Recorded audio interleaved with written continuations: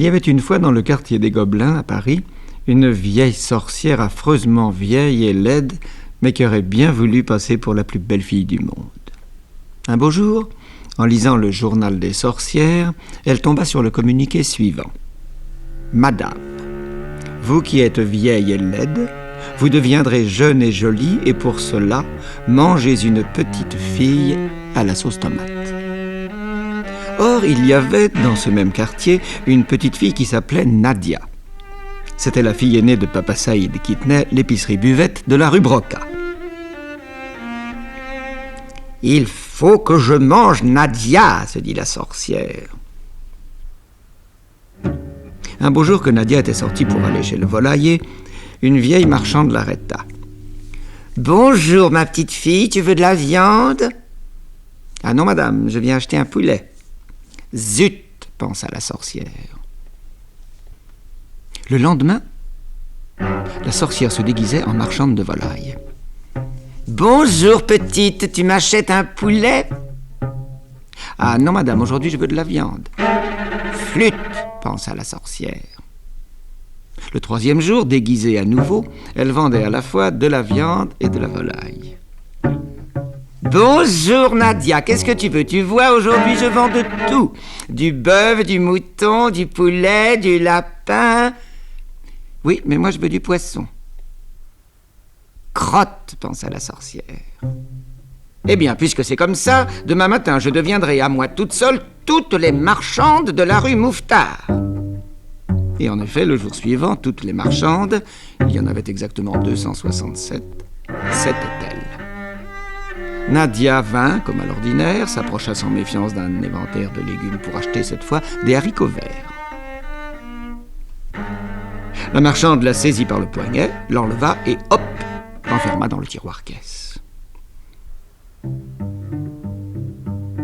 Mais heureusement, Nadia avait un petit frère qui s'appelait Bachir.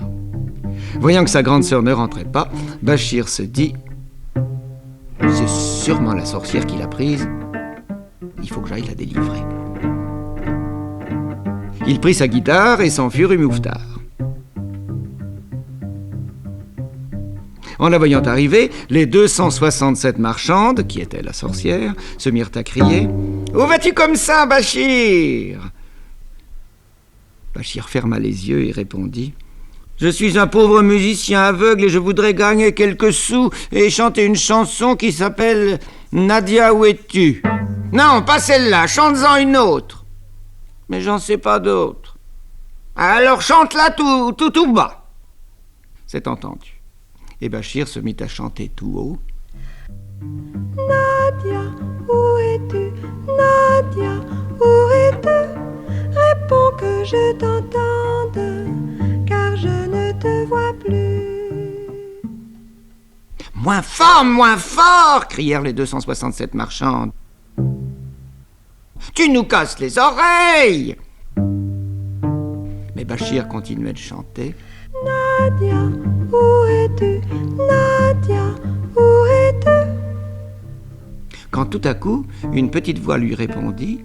« Bachir, Bachir, délivre-moi, ou la sorcière me tuera. » En entendant ces mots, Bachir ouvrit les yeux, et les 267 marchandes sautèrent sur lui en criant « C'est un faux aveugle, c'est un faux aveugle !»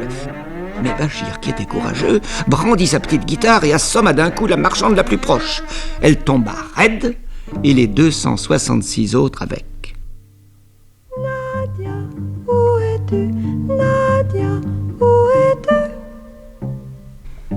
Pour la seconde fois, la petite voix lui répondit « Bachir, Bachir, délivre-moi ou la sorcière me tuera. » Cette fois, il n'y avait plus de doute. La voix venait de chez la marchande de légumes. Il entra dans la boutique et il essaya d'ouvrir le tiroir-caisse.